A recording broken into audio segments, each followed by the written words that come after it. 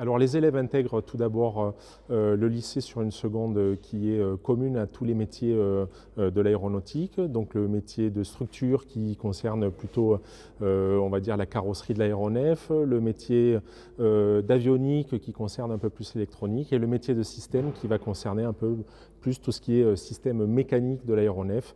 Donc à l'issue de cette seconde qui est commune, l'élève choisit vers quelle branche il préférera s'orienter et en fonction des places qui sont disponibles, il pourra effectuer son choix vers l'option système.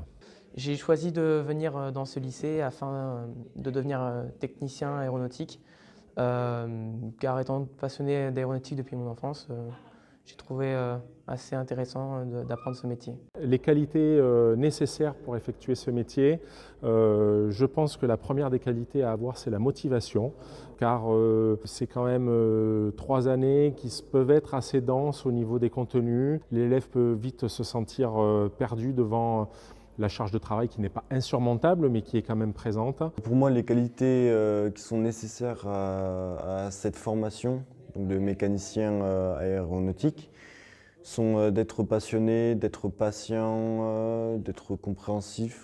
Alors les qualités nécessaires pour cette formation, pour moi, ce serait avoir un savoir-être. Ça peut paraître bête, mais dire bonjour, au revoir, etc. Avoir des connaissances de base sur l'aéronautique.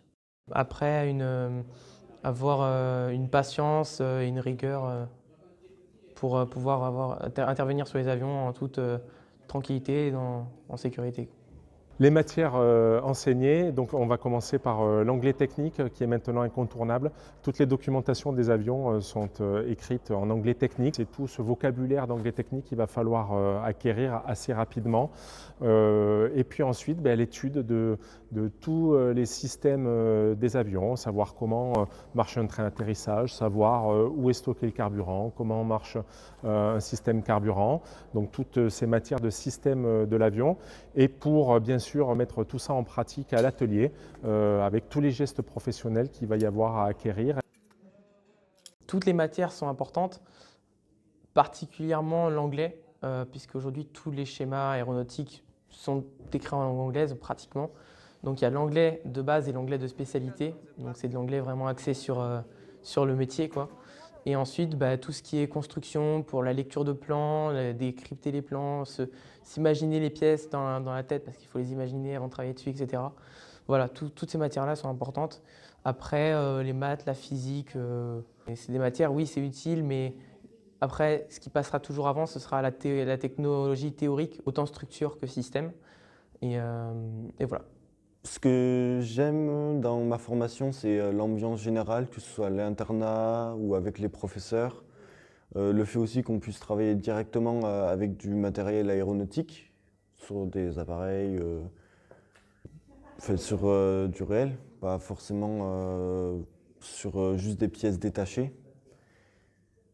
Et c'est tout. Un technicien qui obtient un bac pro aéronautique option système pourra effectuer des tâches simples de montage d'aéronefs ou de parties d'aéronefs. Cependant, ce technicien, s'il veut travailler dans un atelier de maintenance, aussi bien en piste que sur un atelier de grande visite ou de petite visite, devra obtenir une licence de maintenance Part 66 et pour cela, il devra effectuer une mention complémentaire.